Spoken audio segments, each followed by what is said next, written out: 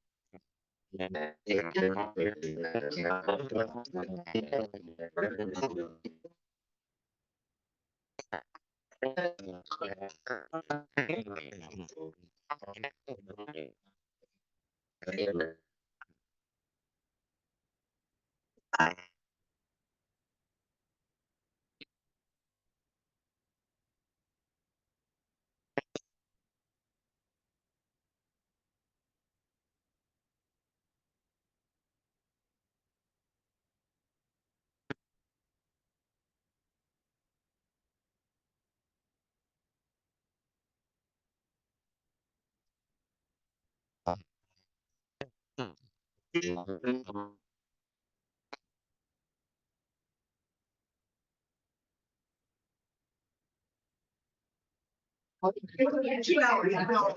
It's all right.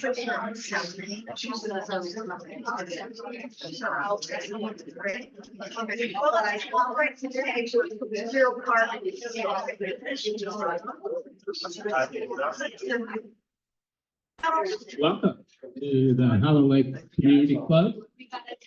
This is our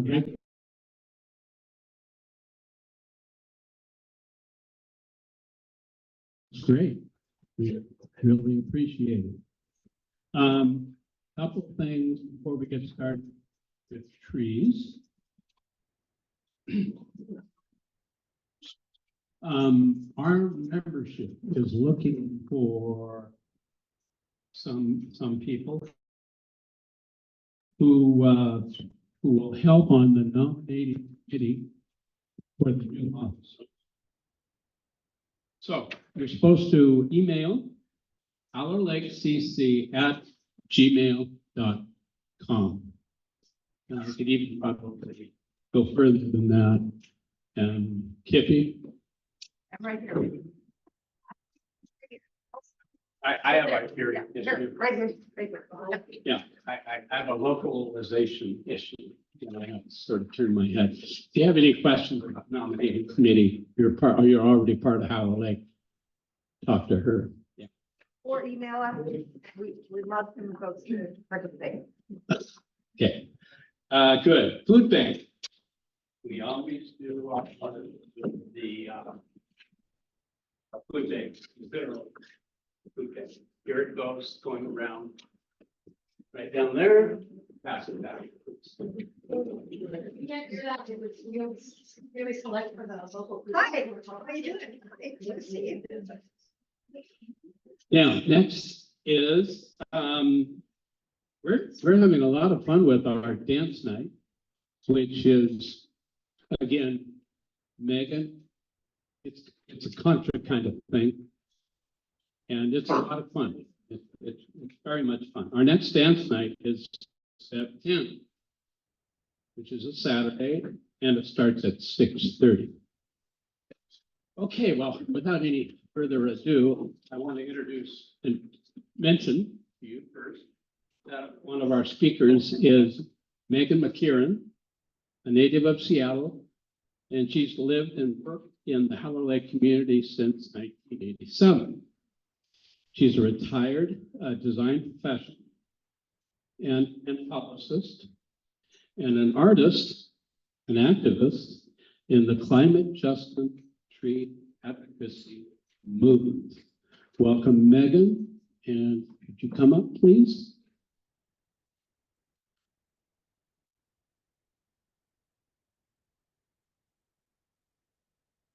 Thank you, Randy. Oh, it's good to be here again. I think I was here presenting about 13 years ago, something really different. Thank you. I really want to thank the board of Hollow Lake Community Club for seeding this kind of precious time. It's the first members meeting of the year, and there was a little competition for this spot. So I recognize that this is quite an opportunity to gather people. So thank you so much. And tonight, I am not the main presenter. I am so happy to present members of the Trees and People Coalition. We're sponsoring this event. in partnership with Tree Action Seattle, and we have members of both groups here. And we'll be hearing from just about everybody, one way or another. We'll have a Q&A at the end, and you all have index cards on your chairs, and there's more here in pens. So along the way, as you have questions, you can just write them down, and you'll hear more about collecting them later, but we really hope to answer lots of questions. These two groups formed only this past year, really in the last 6 to 7 months, in response to the alarming rate of tree loss that Seattle is currently experiencing. And I think the numbers are 1,700 trees just between January and October of 2023, with many more slated for removal. So the question is, why? Why are we cutting down Seattle's climate mitigating urban forest? So we're going to be talking about that tonight, how our native mature trees can help us adapt to and mitigate climate change in our city. Now that we are, fifth on the list of cities with heat island. What is the statistic? Biggest number 5 heat islands. So we will talk about that, why that is happening, and what we can do about it. There's literature on the tables you might have found by now, and along with sign-up sheets. So that will be our way to stay in touch with you about what is happening, what we can do, how you might choose to participate in actions that are sponsored by these organizations and others. And we have along the way, we have Plant Amnesty, Tree Pack, and Don't Clear Cut Seattle have been long at work in this arena. So all of us together are working on finding our way to be branches of the same tree, saving. I imagine most of you are here because of some relationship that you have with trees. Either you're a property owner with trees that you love in your yard, or you grew up with them playing under them, or children love them. I have a question that I have borrowed from somebody who's in the room who I won't name, but she wrote a beautiful short piece. She asked this question: have you ever named a tree? Let me see what's behind me. Yeah, there's one that got named.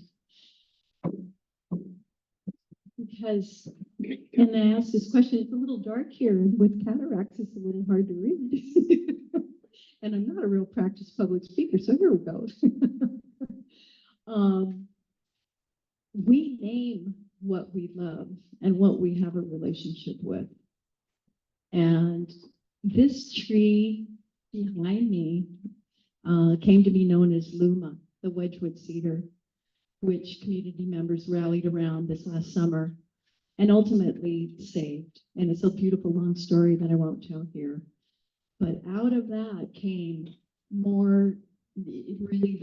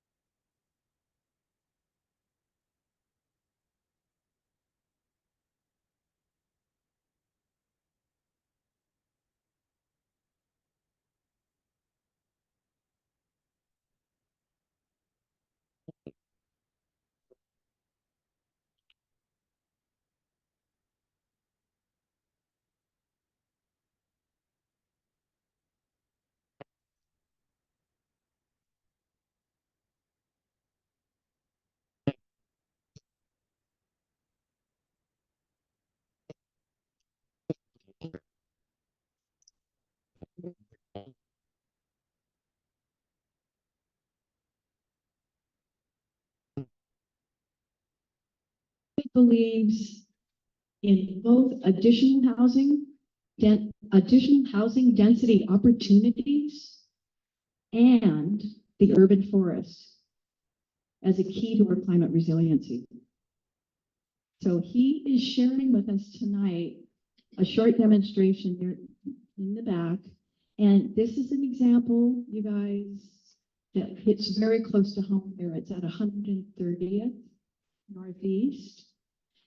And David's information conveys how we can achieve creative site design, and the added, let's see, what did he say? I'm going to read his words. We can achieve, there's that line.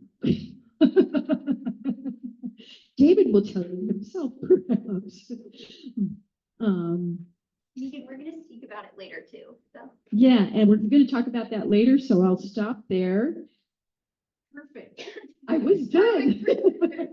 And introduce the beautiful Julia Shetler. Julia and Sandy Shetler are going to introduce themselves to you and also take the presentation away. Thank you.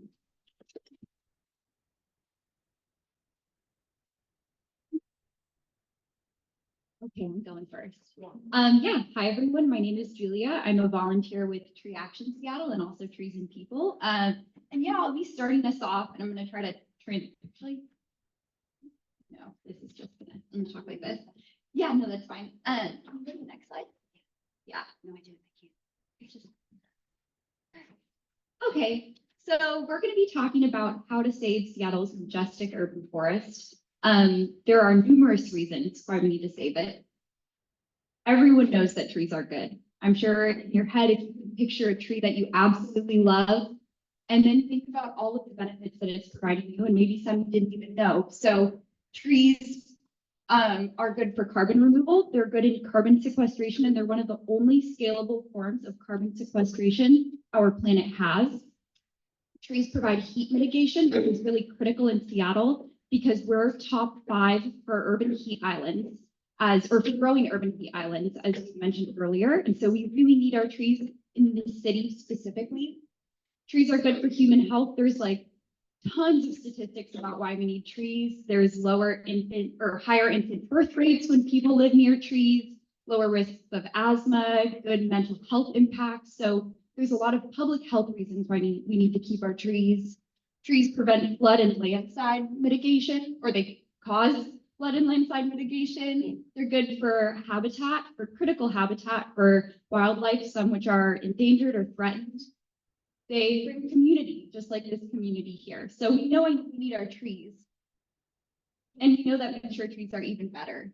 So mature trees sequester 2.5 times the amount of carbon that baby trees do. And that's 2.5 times per square inch. So there's double the benefit of having mature trees, because not only are they bigger than small trees, so they're going to sequester more carbon, but they're also more efficient than small trees as well. Oh, do you want to go back there? There are a few more. Oh, sure, sorry. You're fine. They're good for critical native habitat and urban wildlife, so they provide more habitat, of course. They're good for cooling and filtration, and they're also a mother to smaller trees, and so they take care of smaller trees. We can't build up baby trees if we don't have big trees in the first place. Great. Do you want to take this one right here? Okay, this is, instead of Houston, we have a problem. It's Seattle, we have a problem. And we basically have, I'm gonna just take it off. I'm too short. There we go. Nice, thank you. That solves a lot of problems. Okay, great. So basically, Seattle is losing about 4,000 mature trees every year. The city doesn't aggregate that data, so we've collected it from different sources. In July of 2023, we decided to do a study on pulling our own data on how many trees were being removed. So this slide is an example of just 1 month, July of 2023. And we figured out how many trees were removed, how many were of the very large protected size. At that time, the protected size was 30 inches of diameter. So we lost 11 of our very large trees that month. And then you can see that the tree loss is spread across the city throughout every neighborhood.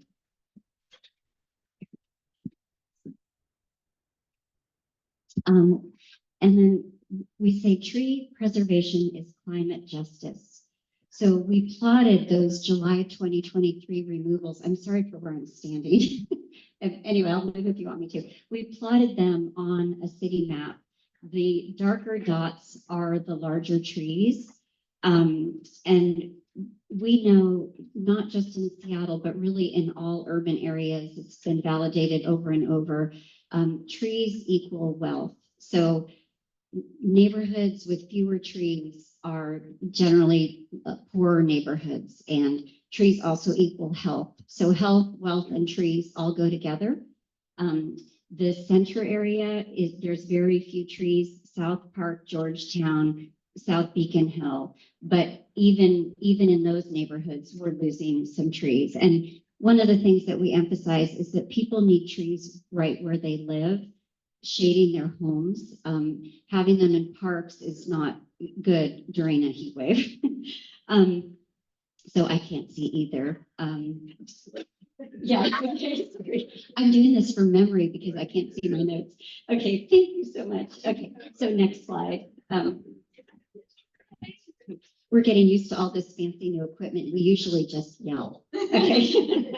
Okay, this is a similar map of to the one that I just showed you, but this was done by King County in 2021. It's called the King County Heat Mapping Project, and they drove around to thousands of different points throughout the city, and they measured the temperature.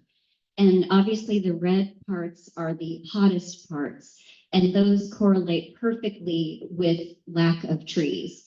And the average difference between a treed neighborhood and an urban heat island is 13 degrees Fahrenheit. So it really is, when you get to these very hot temperatures, it's the difference between life and death, or life and a very bad heat illness.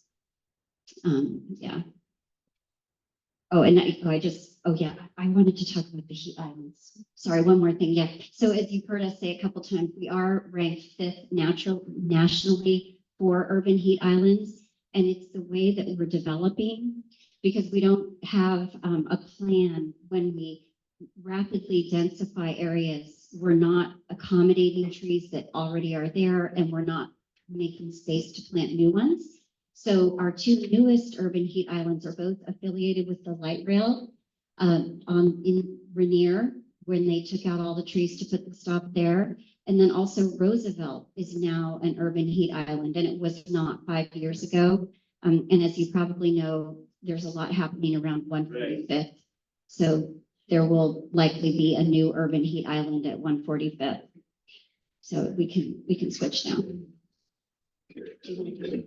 Sure. Yeah, and we just wanted to touch on housing a little bit further, because right now Seattle's solution to our housing affordability crisis is to build more. And that's what they believe is the solution. And we are saying build more, but keep trees where we live. There's an argument that we should only have swaths of forest and suburban areas, but keep the middle area very densified. But we know that is the solution for all of the reasons we've been saying. Not only, but Tokyo, which is a great example of very packed density, as you can see in that photo right there, they're still one of the least affordable cities in the world, and they have huge urban heat islands because of it. So we know there needs to be an alternative solution. This isn't the way Seattle can be going. Great. So we're going in the wrong direction, and why? In 2021, Seattle released their canopy study, where they used LiDAR, which is a form of what is it? It's radar technology. Radar technology. She's an engineer. Anyway, to measure the canopy. They said that we had 28.1% canopy, and that it had fallen from the previous measurement in 2016. One thing to know about that study that you can just tuck away is that it was done at the 8-foot level. So if you have mature rhododendrons in your yard, under the Seattle canopy study, those are actually the same as dead firs. So they did not measure forest volume. They only measured at 8 feet off the ground. Anyway, even that study, using that very low bar, found that we had lost trees. So the study concluded in the written conclusion, it said development had little or nothing to do with tree loss. But what we did is we went back into the data that the city had collected on sites. They had sites that were developed and sites that weren't developed.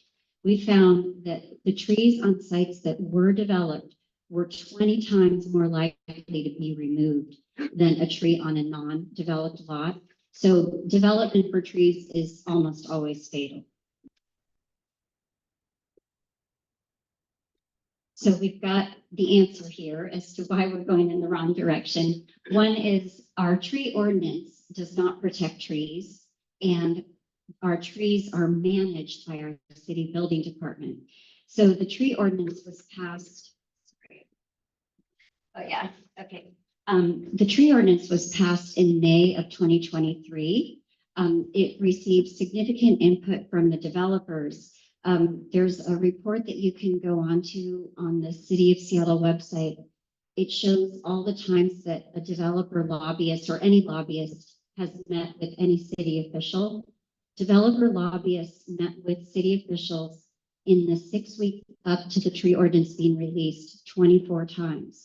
That included city council, people in the mayor's office, people within the building department. They met the city official and the city council met with the Urban Forestry Commission only once. And then the Urban Forestry Commission got a couple of other presentations given to them, but they had virtually no input into the ordinance. So as a result, the ordinance is really not good. It basically the biggest difference is the old ordinance allowed the city planner on a development project to decide whether or not a tree could be worked around. They were allowed to say, hey, this will not save the tree. Can you move this building 6 feet to the west? And that was often how trees were saved. That decision has been removed from the city. With our new tree ordinance, the developer decides whether or not they want to save the trees. And then if they choose to remove the trees, they pay a fee. And the fees range between a few $100s to a few $1,000s. So knowing the profit margins on these projects, we are not confident that any trees will be saved under the new ordinance. I think that's all for that side. Yeah. Yeah, and so the second half of the issue we're seeing is a problem with enforcement. Seattle Department of Construction and Inspections regulates trees on private property, which is, I think we estimated like 50% of the trees that are in Seattle, right? So the trees in your backyard, the trees in your home, that accounts for 50%, which is a huge number. And as we're regulating them, we tried to investigate, like, why are all these trees being removed then? And we figured that SDCI would be a good place to start. Well, as you can see here, they have a ton of problems. SCCI, we found, routinely approves illegal removals. They also contradict records they have about trees, contradicting themselves. They close complaints, so public complaints, without any investigation. So if you saw a tree being removed and you submitted a complaint to the SCCI portal, they would say, hey, this complaint has been fixed, and not do anything about it. And it's happened to me before, and a lot of people here. And then they allow for after-hour illegal tree removal. So if you do see a tree being cut in front of you and you want to call the SCCI complaint line and say, hey, something is happening right now and I know it's illegal. Well, if it's at like 7 p.m. on a Thursday, no one's going to come out and that tree is going to be removed because they're not open at that time for their complaint hours. And so it's really just complacency with developers removing trees. And yeah, and we have a report to pass around as well about that. Yeah. So yeah, this is our report. It was a year and a half to make to investigate all of these different removals. I think we have around like 20 examples in there of issues that we've seen with SCCI that we've been documenting. And it's also on our website. Yeah, and it's also on Tree Action Seattle's website. So feel free to look there if you don't get a chance to dig through it. Yeah, treeactionseattle.com. So I just chose this one as a colorful example. It's also in the report. This is what we typically have been finding. This site is in West Seattle. It had 5, we call them at that time exceptional trees. 5 protected trees were on the site. They were documented by the property surveyor and they were clearly shown on the SDCI portal. The developer removed the trees except for that one. My friend stopped him halfway through.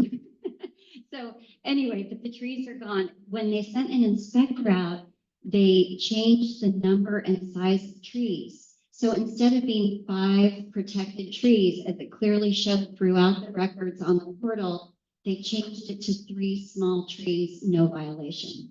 So we have found this kind of thing repeatedly. I have in the report, there's places where we get an email that says there was no violation, yet I file a public records request, and there's all kinds of discussion between the employees about the violation. So it's a real problem, and it's one of the reasons that we are asking. We have a petition out. There's so many things to tell you guys about, but we have a change.org petition. We are asking the city to create, unify all of the urban forestry divisions under one that protects trees that is not with our building department. Okay, so we're back to Luma. We started with Luma and here she is again. I think, do people here, does anyone have a question about Luma? Do you know who that is pretty much? And hands. Anyone hands show if you've heard of Luma before this? Hey. Okay, great. So Luma is the cedar tree in Wedgwood that was declared by the Snoqualmie tribe to have been culturally modified or changed when it was young to be to show directions on a path. And it's a very large tree. And the reason that we all gathered around Luma is that when the plans, this plan that was put out is a perfect example of why we're not saving trees. The lot is a 12,000 square foot lot, super big lot. Instead of shifting the buildings a little bit over to the east to accommodate this very large tree, they wanted to divide the lot in half and use a very inefficient design. I don't know if you can see, but well, I'll show you on another slide. But these buildings are all spread out, and they don't need to be. They can be built together, and trees can be saved. But that was how Luma, that's how we came together to try to save Luma, because she was on the edge of the lot and she was saved. So, okay, this, I want to credit David with this wonderful slide. I've used it so much. This is an example on the left of our current inefficient design, and on the right, what's possible with, if we simply, make it a priority to save trees on the edge of lots. So both these are to scale. This is your typical 4,000 to 5,000 square foot city lot.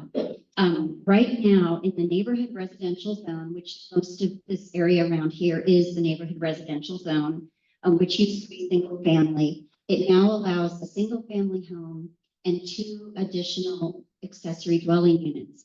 Right now, the thing that all the developers are doing is they're spreading them out as far as possible. So you'll see one of them has to be attached. So they'll attach it with just a little tube of wood or a shed or something. But when they do it this way, they can sell each house for more, but they have to take out all the trees because they've pushed the buildings to the edge of the lot.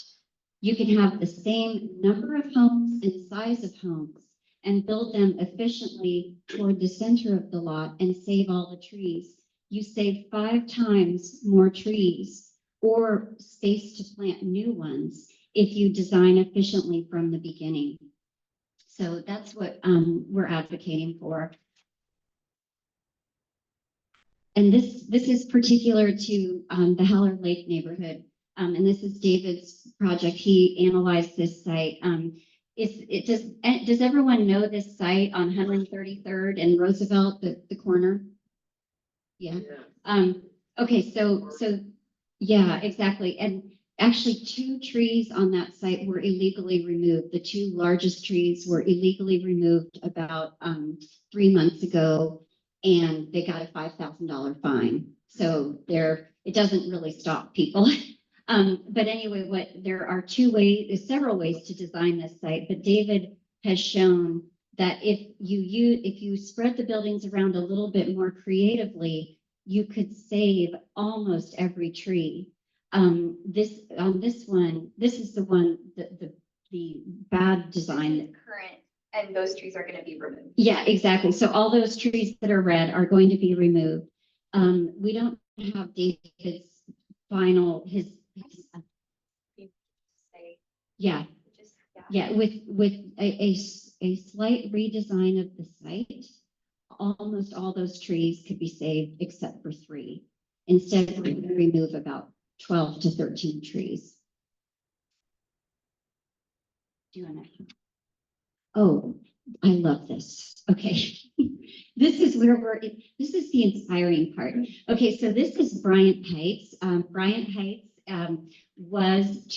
there were 2 old houses and a commercial site, and Ray Johnston Architects, the builder and his architecture firm wanted to try a project where they saved trees, and they were able to totally max out the site. They built out to the maximum allowed zoning. They put in 82 homes. They saved all of the trees. And they didn't just save the trees, but they actually invested a little bit of money in an arborist, which arborists are not that expensive. So they learned how to build around the trees, because a lot of trees can be built around because their roots might be on one side and you can build close on the other. So it's just a little bit of customization at the beginning. And look at the payback. So these trees were not damaged during construction. So instead of saving a tree and it falls on the new house 5 years later, you actually have a real living healthy forest around your home. So 82 different families or residents are able to enjoy this forest now. And then here's a small example. Again, this is North Seattle. Bracken Shields is a different architect, and he is he's very pro-tree. And so he literally almost inserted this cottage into this backyard. He did not remove a single tree. It's a spacious, I don't know the exact square feet. I think it's about 1,600 square feet. It might be a little bit more. And the trees are healthy. Again, he hired an arborist at the beginning, but they're really happy with how it turned out. So I think that's it for that. Yeah. Okay. Yeah. Oh, and on the last 2 slides, I think it's important to mention those we kind of feel is the future of housing, because the dadus and the housing that's kind of closer together like that in those communities, that's really the direction Seattle's going no matter what. And we're saying we can keep trees with those places.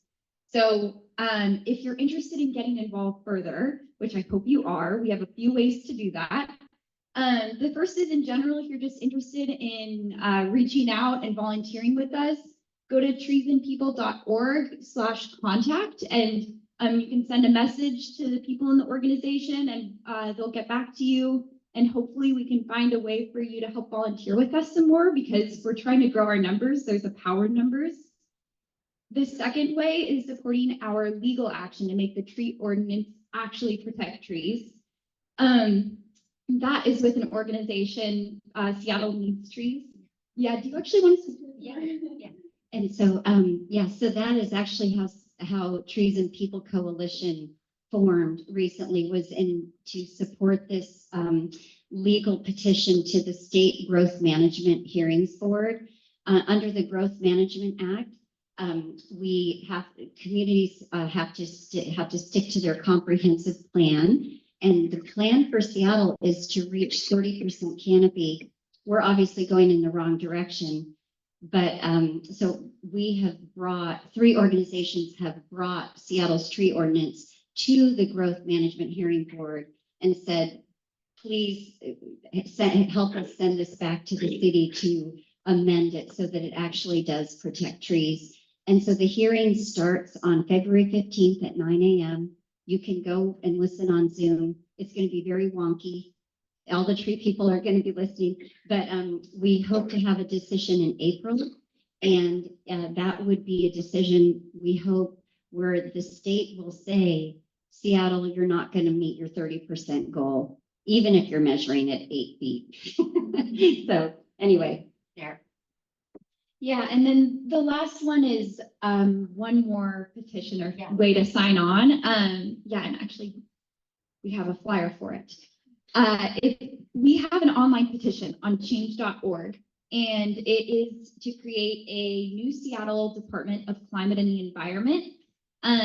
It's what Sandy was speaking to earlier. We need a new department to manage trees. We know SDCI is ineffective. Even if we had a great tree ordinance, if we don't have effective enforcement, it's not going to really matter. This is a really easy way to get involved because all you have to do is type in that link and put in your name, and I don't even think it asks for your email, and you won't get any emails or anything. And then you sign on to our petition, and we're trying to send it over to the city council because we have a new Seattle City Council, and it seems like they're really open to talking about changing the current tree law and maybe creating a new Department of Climate and the Environment. So we think that there's a power in numbers, and if we show them that a lot of people want to affect change here, then they'll actually do something, and we'll get that new department that we desperately need really in our city. Actually, I'm going to introduce the next thing before I show it. It's a video from one of our volunteers who couldn't be here today, and it's of her grandchildren. Yeah, her grandchildren who said goodbye to a tree that she had in her backyard. They live on the East Coast, and she lives here in Seattle, and she wanted to highlight it because it really shows that they live in an area that's very densely built, and they saw that tree and they felt the need to say goodbye because they kind of knew what they were missing. They felt in touch with that tree, whereas it's really easy to take for granted trees here in Seattle. I mean, if you look around, you do see a lot of trees, a lot of greenery, but it's important to know that we need to keep it, and it's being lost at a rapid rate. So I'm just going to show that quickly. Oh, it's right there. Okay. One second. Technical glitch. I'm gonna exit out of our video.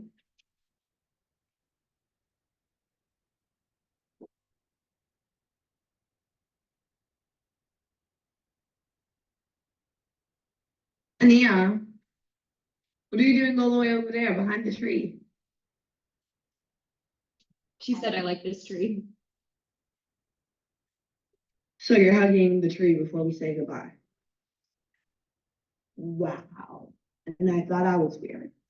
I want to hug the tree. Yeah. Yeah, we just wanted to end it on the note that we need to protect what we love. Like we said in the beginning, trees are so beneficial for us. They're so beneficial for our climate, and really we need them for our future if we're gonna fight the environmental crisis that we're having right now. So I really hope that everyone takes away that there's little ways that we can get involved and have action to support this community and grow it so we can protect our trees, protect our future. And I will leave it for questions.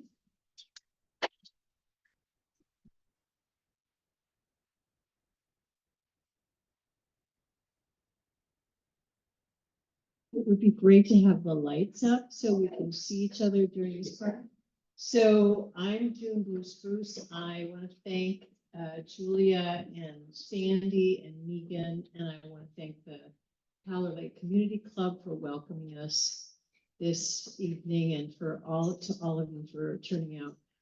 I'm June Blue Spruce. I'm the chair of the Trees and People Coalition. Our mission is to educate and engage all people to grow and protect trees in all Seattle communities. And I'm going to just talk for just a couple minutes. While I'm talking, if you would finish filling out writing down any questions you have on those little index cards. If you need pens, there's a bunch on the table over here. And I think like in help down the road. Okay, great. If you could just kind of pass them over to where Julia is, that's awesome. Actually, Julia, give them to Pat, and she'll sort them after you collected them. Okay.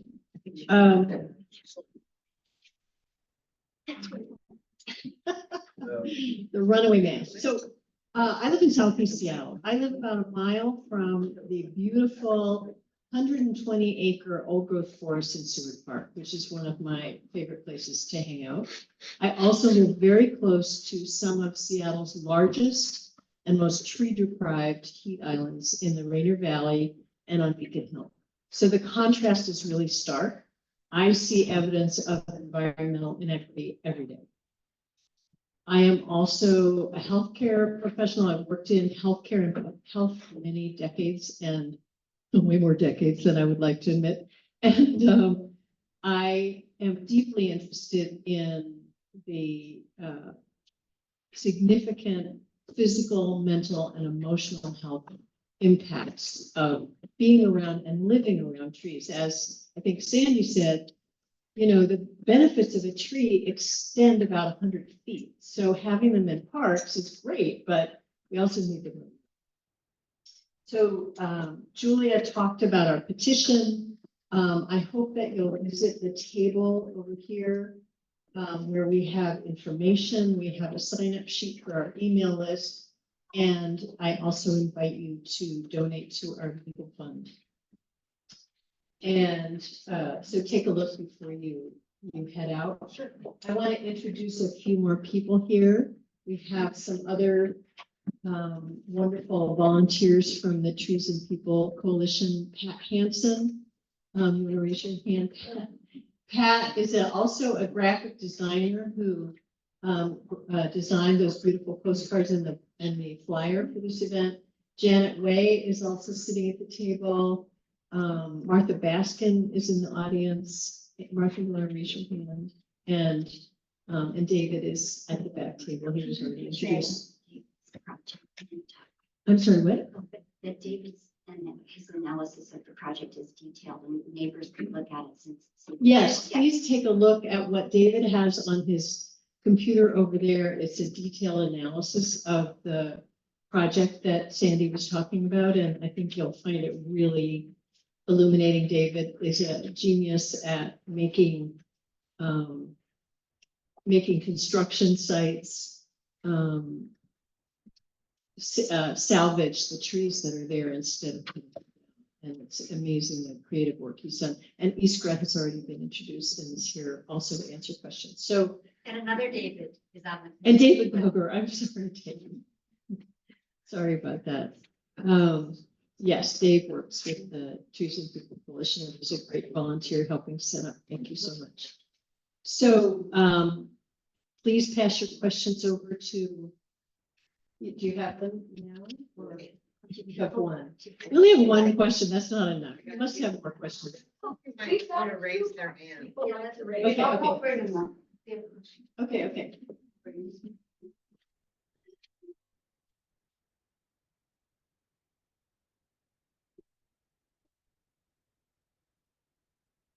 What, I can't quite read this. What, something are we seeing from seeking? What Oh, relief what are we relief? seeking? Sorry.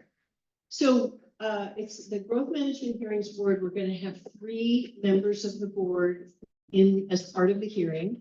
And what we're asking them to do is to require the city to look back at the ordinance, to make amendments that will actually make it possible to reach a 30% tree canopy by 2037, and to study the ordinance to see if it's going to have a negative impact on the environment. David, did I get that right?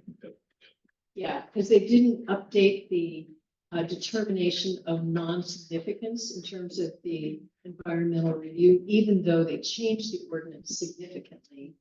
And we think it's going to have a strong environmental impact, but they never bothered finding out.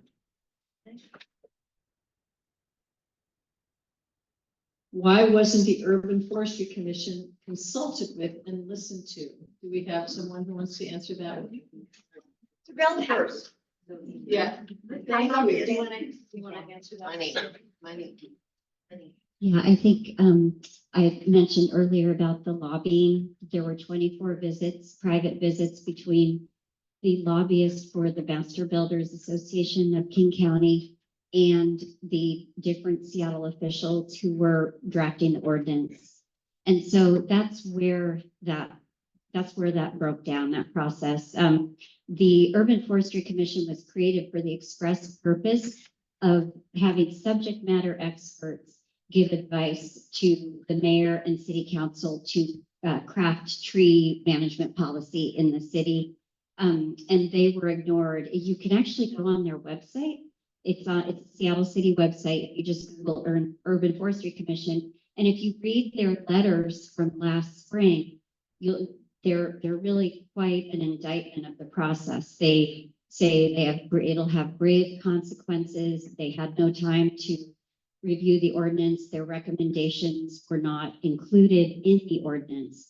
So I can't speak to all the behind the scenes stuff that resulted in that, but we do know that the process was skewed in favor of development, not in favor of subject matter experts. The Urban Forestry Commission has arborists and many other scientists on the commission.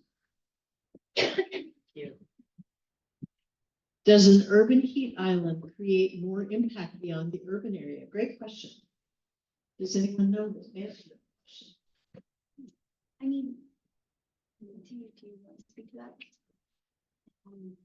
I feel like we could just touch on the fact that the urban heat islands, how we define an urban heat island is dependent on the surrounding area. So it's the temperature gradient between what the heat is like at this very place versus what is it like a mile away from there, but obviously on a much smaller differential.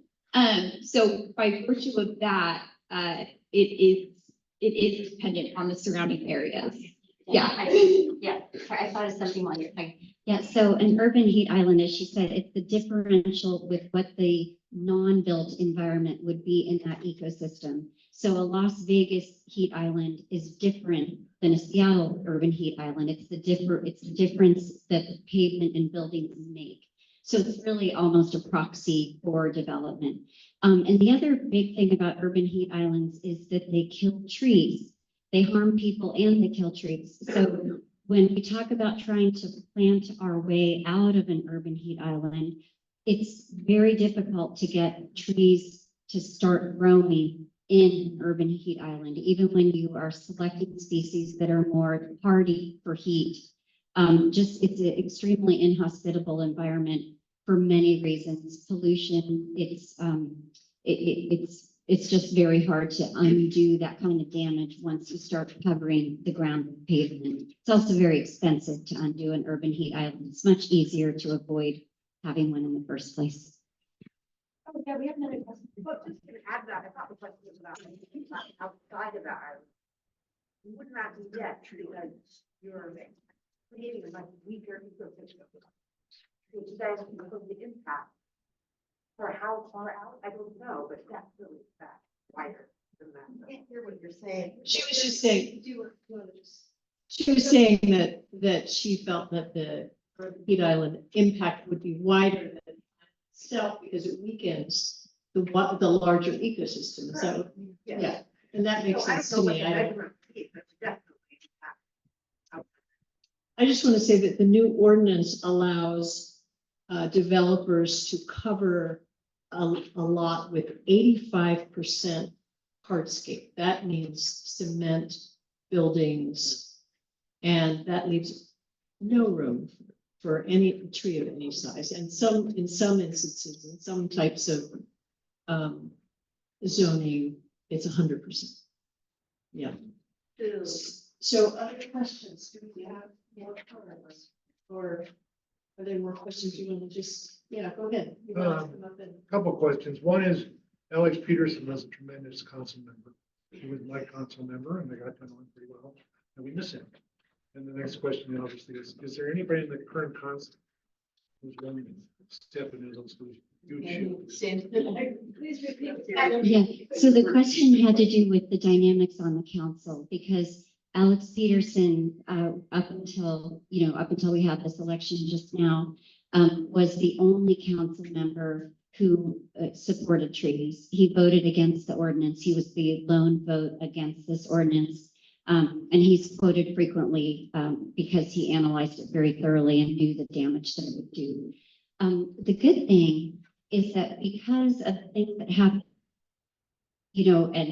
and I almost think also because of how damaging this tree ordinance is, it really served as a wake-up call this past summer. People couldn't believe it when I told them what was in the ordinance, and then they look for themselves and it's like, oh my gosh, yes, we cannot have this in our city. So the good thing about that is it became a campaign issue. So we went to a lot of forums with the candidates all throughout the fall. Even when we didn't bring up tree issues, it always came up in the audience. It was not number one. Public safety was always number one, and homelessness usually was number two, but trees often came three. And so because of that, all of the council members who are new are definitely attuned to the need for the tree ordinance to be revised. And the existing land use committee is led by Tammy Morales and Vice Chair Dan Strauss. They did support the ordinance in its original form, so they will probably need some convincing, but I'm hoping that there's enough momentum that they will see that this needs to be done. Yeah, sure. Where do non-native or invasive trees fit into canopy cover in the new ordinance? I'm just gonna say that, I won't talk about invasive trees, but I know that there are some non-native trees that provide significant tree canopy in Seattle. And so, we can't cut down all of the non-native trees, but we do, the city does try to control invasive trees, yeah. Yeah, there's the only tree that is truly invasive is the tree of heaven. You've probably heard about that. And so that one is actively removed when it pops up or is planted. Most of Seattle, I shouldn't say, Seattle's known as being a tree zoo because there's so many different kinds of trees that are not native that people plant in their yards, and many of them do very well. But we just have to be careful. We want to favor our native trees, but it's hard for our native trees to grow, especially in our hottest neighborhoods. And then finally, we have to be careful because there are like two species of trees, Norway maples and horse chestnuts. Those are all throughout our city. They provide tons of our canopy. That's the cathedral of trees. Excuse me. I have something on my Anyway, sorry, you guys. So it's not emotion, it's just some tickling thing in my throat. But anyway, we cannot remove all of our non-native trees. We need to keep all the trees we have. We have another question. How does the loss of trees and the new ordinance affect climate change? Who wants to take this one? Big question. I mean, I can just say, we know that from everything we've seen on the slides, that trees are one of our most effective mitigations of climate change. Eastwood, do you want to come up and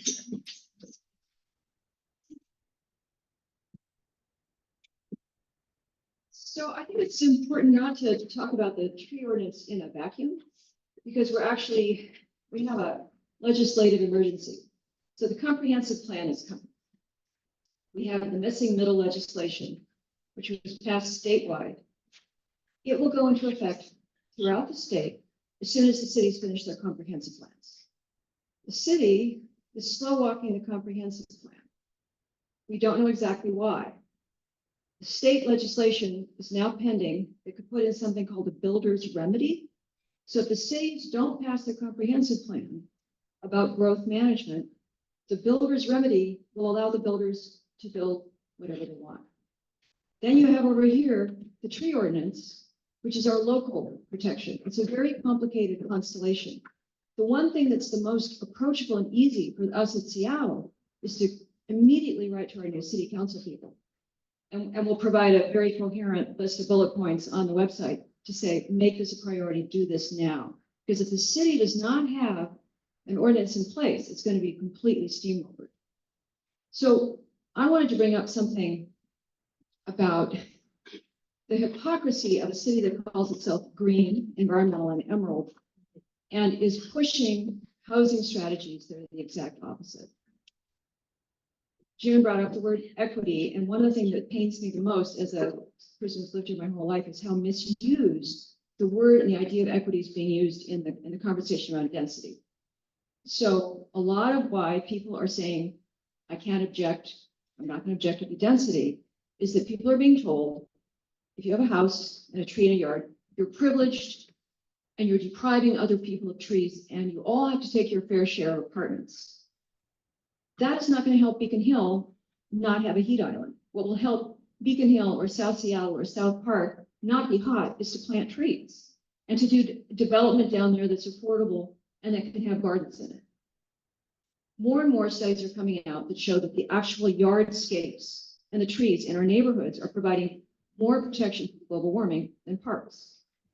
So I'm an artist and I love architecture, and there's so much missed opportunity that we already have models for in our city. I spent 8 years living in a beautiful co-op brick apartment on, I think it was 18th Avenue. And all through that part of the city, you have these gorgeous canopies of trees. It's cool in the summer. There's trees, there's birds, there's bees, the whole thing. It's an ecosystem created by all those yards. You also have density, and it's all on the corners. And this is a very, very feasible way to get a lot more density in the cities without destroying an actual ecosystem of a neighborhood. So the Chesterfield was 4 stories. We had about 34 or 40 people living in it. But then you had yards. It was like a vast park that would go 2 more blocks. Oh, and then you have another apartment house on a corner. So corner development keeps neighbors from having privacy taken away. It doesn't take the light away except for the person right next to the building. Instead, the city's not thinking creatively. They're handing it all over to the developers. And so what you get is in the middle of a block, and I wrote a big article about this and went around the city documenting this. You get 1 8-plex or 6-plex or 4-plex in the middle of a block. It looms tall. No one wants to live next to it. Those neighbors sell out. And then you get an absolutely treeless block. And then you get water infrastructure problems. So how many people here have heard of the Salty Dog Studios? It's one of the most venerable, fabulous, funky art studios in Seattle and Ballard. Well, with the big new rains that we're having, it was massively flooded, and they had to do a GoFundMe. The city never thought about the water structure underneath all that density and all that hardscaping. This is going to come to every neighborhood. I mean, already all throughout the city. Like I grew up in the Central District, and you have Spring Street. Well, that's because there's a spring. People's basements flood even now. You add massive hardscaping in apartments, you're going to have more flooding. So all these things are connected, and it can be overwhelming. The place to start is with writing to the city council about the tree ordinance. And if you want to get more involved in the politics, it would be fantastic to have more people write letters. We need to really turn the dialogue around and ask our legislators to think creatively, and not misuse the language of equity in the way that it's being done, because it should be a good thing to value living with a tree next to your house. That should be a human value. That shouldn't be considered demonized. That's a good thing. Any questions? I just want to say that if you go to the Master Builders Association of Seattle and King County website, you'll see all the right words. You'll see equity, you'll see green, you'll see environmental, you'll see beautiful photos. And look what they're actually doing. Okay. What about the suggestion to plant coastal redwoods, which will be more able to survive climate warming as proposed by Propagation Nation? I love coastal redwoods. The only problem with planting coastal redwoods in Seattle is that there is no space for them. I would love to see that we would make space for them with this more creative design like David advocates for. Right now, they're not allowed to, of course, be planted as street trees.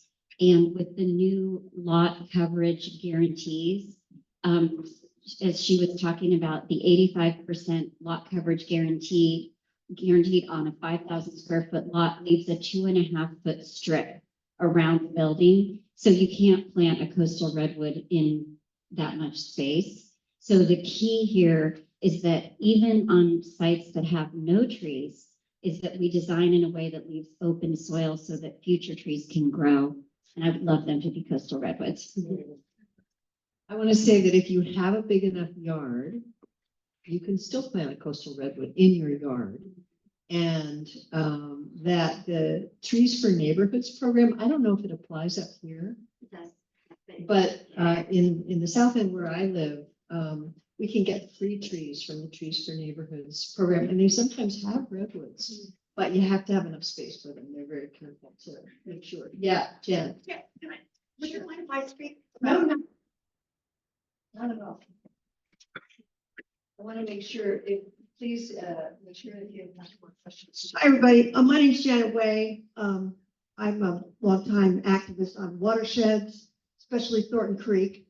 And what I found recently with this tree ordinance and SDCI is that they're making every possible excuse to kind of ignore or push to the side the critical areas.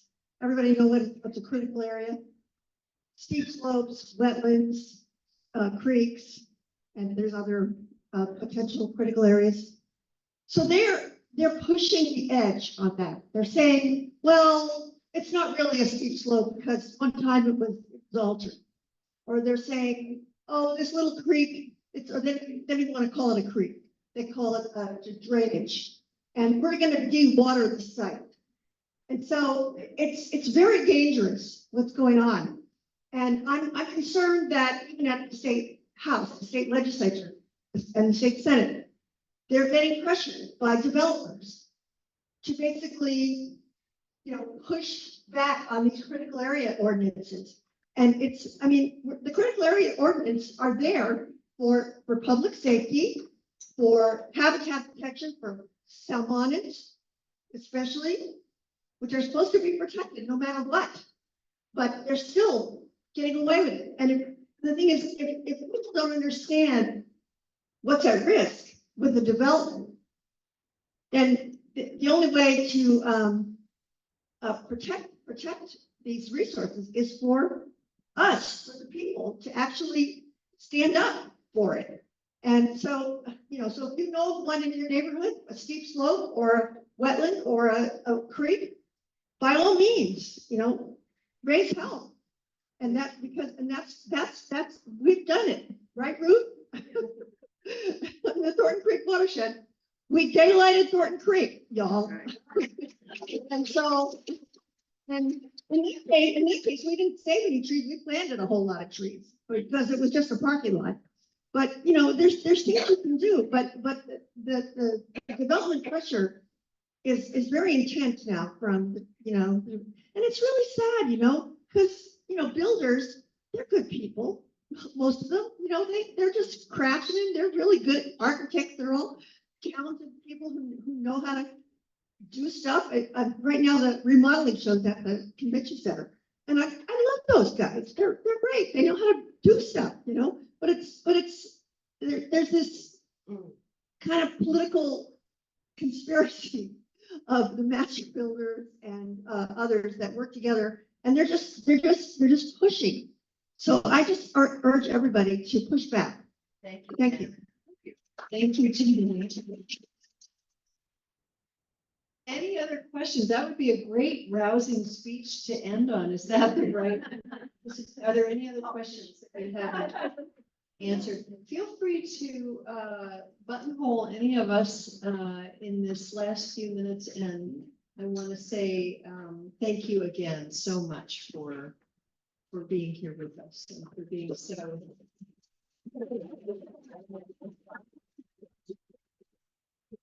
Thanks to all of our speakers. I'm sure they worked very hard on this and they continue to work hard on this mission. Just a reminder that, one thing is that you people stick around for a few minutes, won't you? Answer individual questions, that kind of thing. So next month, that's March, our meeting, March 7th. We will have safe, from SDOT, we will have some people talking about the safe routes to school locally as we get ready for the 130th Street station, 145th, and all of that. And I think they'll be talking about 130th as well. So I hope you can come to our meeting. Okay? Thank you for coming tonight. Thank you.